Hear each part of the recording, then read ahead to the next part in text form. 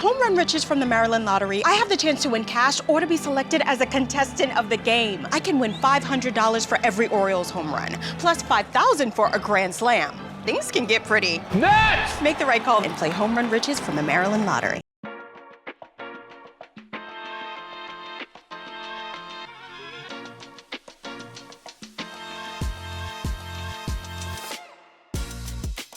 Good morning, Baltimore. It is Friday, April 24th. I'm your host, Sam Cohn, here with columnist Josh Tolentino, Ravens reporter Brian Wacker. We're in Owings Mills. We've just sat through the first round of the NFL draft, had a chance to meet with the first-round pick, hear from general manager Eric DeCosta and head coach Jesse Minter, and we're going to break down just everything we learned from night one and from the first pick from Olaivavega Ioane. I think I got that right, and that's a name that fans are going to learn to pronounce that one pretty quickly.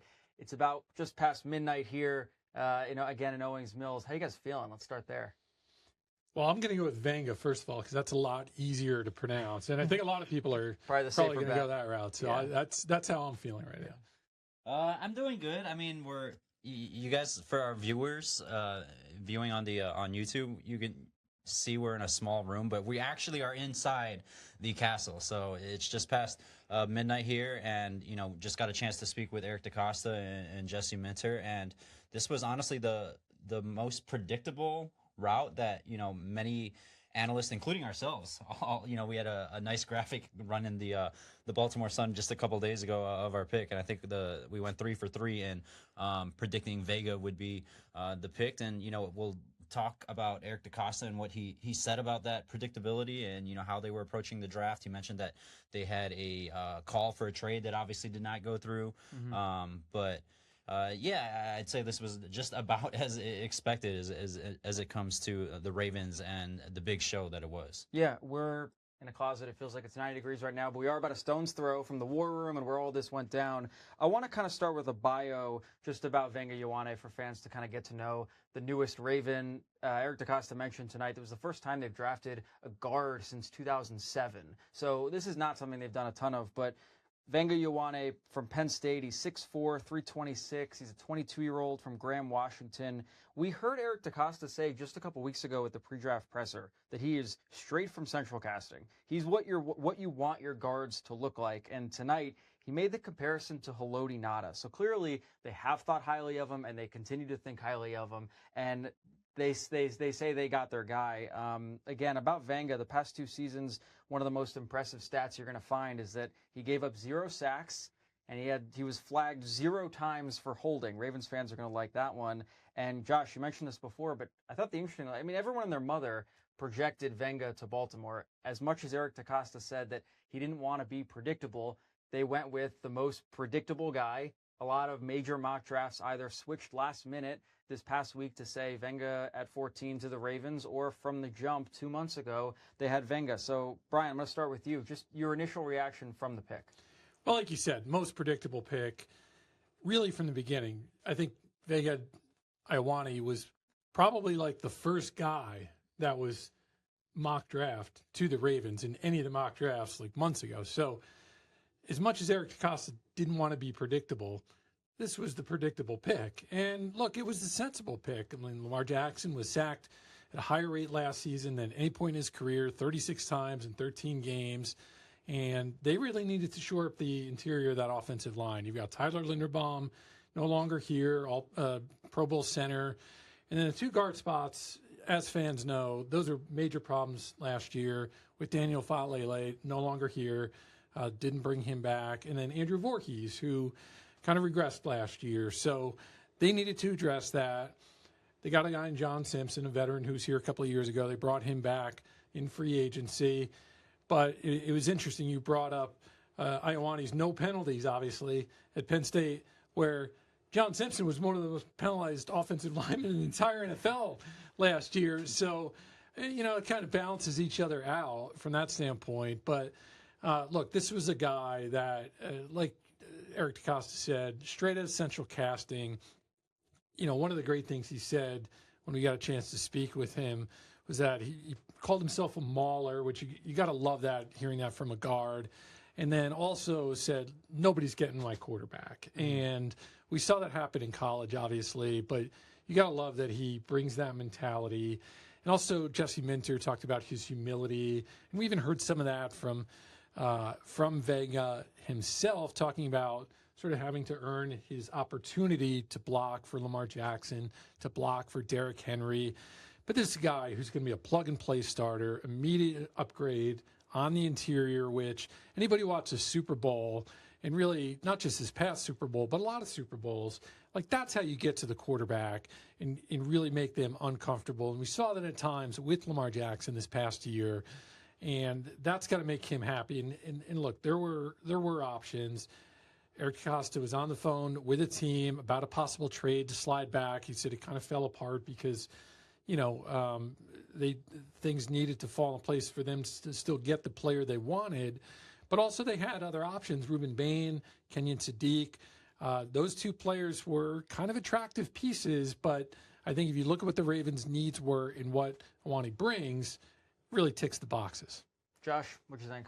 Man, I mean, Brian mentions the fact that Ruben Bain was there, and we had a planning meeting ahead of the draft, and we thought no way that he'd be available. But again, with the safest route in the pick, and you look at his college career, I think the landscape of the Big Ten has certainly changed. And obviously the national championship with Indiana hoisting that trophy. Penn State, they played them this year, and while widely the Penn State offensive line, you look at the trajectory throughout the season, I'd say as a group progressed, Ioane was the one exception where he was just stellar throughout.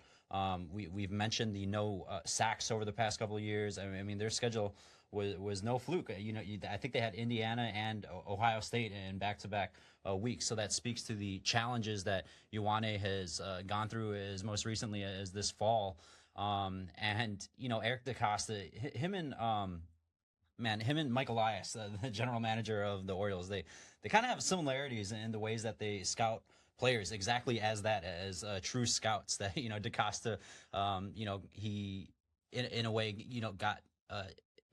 He fell in love with the prospect in terms of watching even his wrestling tape. He revealed that, and along with many other details that Brian has coming in, some stories for the Baltimore Sun. But again, the predictable pick, but also the safe pick, and what many of us would say the right fit for what this roster needs in terms of Eric DeCosta is truly a best player available guy. He learned his trade from Ozzie Newsome, their former GM, still a senior advisor with the team. But the way that the board fell, it certainly fit one of their biggest needs. Josh, you mentioned the best available part. I want to key in on that because I think it was interesting to see how the night progressed.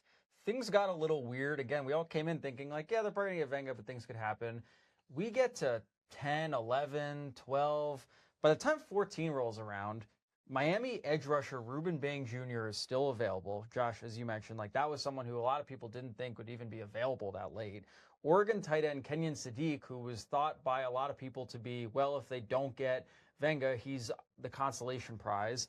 And Vega Ioane is available. All three of these guys who a lot of prognosticators had shown interest or ties to the Ravens at 14. All three of them were available. Eric DeCosta was in the war room with his pick of the litter on all three guys. And he has this mantra where he says, I'm going to go with the best available guy if that makes the most sense.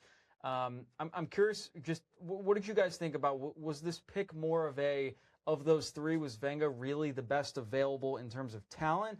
Or do you feel like this was more of a smart positional move because the offensive line was wretched in 2025? We knew they had to address it. We knew this was the most important thing they had to do, either in free agency or the draft. This was the way to do it. The guy was available. Or was it both? I'll go first and I'll go quick. It was both. You look at a lot of their games last year, and they did finish second in the NFL in rushing, but it felt like such a slog to get there. And Todd Monken, who actually ends up taking Fano in Cleveland with the 9th pick, just a few picks before the Ravens. Basically, those two were viewed as the top two interior guys in this draft. And just getting back to your question, I think it was a mix of both in terms of both need and what the Ravens went through this past season. And you mentioned this in your instant analysis of needing to protect their quarterback, who's going to make more money. We're just waiting for when that eventual extension comes. They did some reworking of his contract this year, not ideally what Steve Bisciotti wanted, and for this offseason, but that just to kick that can down the line. But they got to protect their quarterback, and of course Derrick Henry in the run game. I fell in love with Vega's tape, man, and we talked about this on Early Birds in our recent episode with Nick Shook. But even in his lowlights, when he, there are plenty of highlights of him, sideline to sideline, getting to the second level. But even in lowlights, when he's is pushed around, he's very quick to recover, and by all means, certainly a top prospect that they had on their top of their board. Mm-hmm. This season, Fast Play Home Run Riches from the Maryland Lottery has a whole new prize. Players who enter the Contestant of the Game promotion will have a chance to win a VIP game day experience, including $2,000 for being selected, premium seat access, and more. Please play responsibly. Yeah, likewise. I'll just add to that and say really both. I mean, I think if you look at Bain and Sadiq, those are two guys who a lot of fans might have been juiced up about. But also, I think the fan base is juiced up about offensive line. It was such a point of contention last season, particularly hit the guard spot. And this is a guy, again, you can plug and play immediately. He's a mover, gets people out of the way. I love the fact, you have to love the fact that Eric DeCosta said the memory that he kind of invokes is Haloti Ngata. I mean, man, what a comparison. And Ioane said he's heard that comparison before. So, look, if you have a chance to get a guy like Ioane who's drawing comparisons to somebody like Haloti Ngata, I think you take it. Look, Ruben Bain Jr., terrific player. I watched a lot of Miami games, as these guys know. And, look, a terrific player, but I sort of wonder how his fit would be on this roster. You look at Kenyon Sadiq, terrific tight end, could certainly step right in, but they've got two experienced tight ends in Mark Andrews, of course, and Durham Smythe, two guys who've been around the league for a while. And this is a draft really you can add to that position later on and not have to sort of address right away. And the interesting thing, this is, as you mentioned earlier, this is the first time they've taken a first-round guard in a long time. And Eric DeCosta admitted that they haven't really invested at that position, which was a surprising admission. Yeah, and so It's been an offseason of surprises. So that's telling to me. That says, look, and I asked Eric DeCosta about this. I said, basically, was this an indication that offensive line was the most important, thing they needed to address in this draft early on? And he didn't really shut that idea down. Look, they have a lot of needs, and they'll address those. But offensive line was certainly the biggest need when you look at what this team is right now, what it was last year, the direction they're headed in. And sure, an athletic, gifted pass catcher like Sadiq would have been an attractive option. But as I kind of wrote earlier this week, hard for Lamar Jackson to throw in the ball when he's under siege. So to me, I think it's sensible to not go after a receiver, tight end. I think it makes sense not to go after an edge rusher when you've already invested in Trey Hendrickson. We've seen some upside to Mike Green, even Tavius Robinson. There's probably some veteran guys on the market that they will look at as well that are still out there. So to me, it made a lot more sense to go this route than it did anything else. Super quick aside, because I know I'm not the only person that was thinking this. Brian, you've covered John Harbaugh longer than any of us. How much of you, what part of you, did any part of you think Harbaugh's got a chance to screw them over because they could use some help on the interior offensive line as well? Yeah, certainly. Look, you had to think, okay, is this a chance for John Harbaugh to get back at his old club that fired him kind of unceremoniously? And, the thought crosses your mind, but you mentioned sort of the weird way that this draft played out. And Giants had a great draft. Yeah, I think got two terrific players. Mm-hmm. So I'm not surprised they didn't go O-line there. I very much think the players they took very much fit what John Harbaugh likes to do. For sure. Going off that, Josh, we mentioned we've had a chance to talk to Wenger just for a few minutes over Zoom. He was with 80 of his closest family and friends tonight. He said, I think 40 of them were his immediate family, and the other 40 because they were there with him in Washington for such a special night. He now considers them family. Thinking big picture, what were your takeaways? What did you feel like you learned from just what we had a chance to hear from him tonight? Yeah, if you are Lamar Jackson or any Ravens fan across Ravens flock, you got to be thrilled. Music to your ears with what Vega Ioane in his first time, basically introducing himself to Ravens fans, his first press conference, and we'll get a chance to meet him formally tomorrow. You know, he's flying all the way from across the country, which, you know, I'll touch on that real quick. You know, originally he had committed to Washington out of high school to stay home in the Pacific Northwest, but after Jimmy Lake gets fired, you know, there was some uncertainty there if he was going to stick around with Kalen DeBoer's staff, and he ends up going across the country. So, and he was asked about his familiarity or comfort level of leaving, you know, thousands of miles away from home. So I feel like that is not going to be a challenge for him as he gets incorporated here and used to his new environment. But again, just to